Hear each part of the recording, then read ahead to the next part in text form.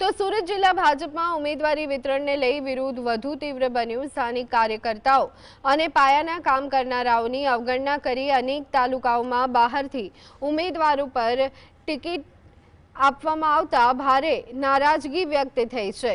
ખાસ કરી અને કામરેજ 2 તાલુકા પંચાયત બેઠક પર ગીર ગઢડા રબારી સમાજના આયાતી ઉમેદવારને ટિકિટ આપવાથી હળપતિ સમાજમાં આક્રોશ છે। આ બેઠક હળપતિ સમાજની માનીતી છે અને તેમના નિર્ણાયક મતો છે।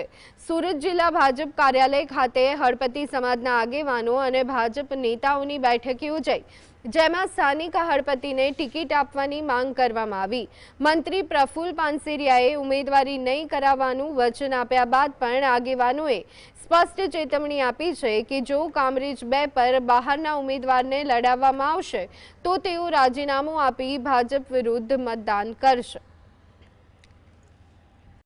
કામરેજ 2 માં આદિવાસીનો સીટને લીધે મુદ્દો છે અમારો, એ ભરતભાઈસિંહને રજૂઆત કરેલ છે કે ભાઈ અમારે જે સામેનો ઉમેદવાર છે ભરતભાઈ સામળા, એનું ફોર્મ ખેંચાવી લેવાનું અને જો એ ફોર્મ કાલે 3 વાગ્યા સુધી બાંયધરી આપેલી છે આ બાબતે, જો એ ફોર્મ ખેંચવામાં નહીં આવે તો બધા અમે એસટી મોરચાના હોદ્દેદારો રાજીનામા આપી દઈશું, બરાબર। અને ગામે ગામે અમે કરીને અમારા હળપતિ સમાજ, આદિવાસી સમાજને આ વિશે જાગૃત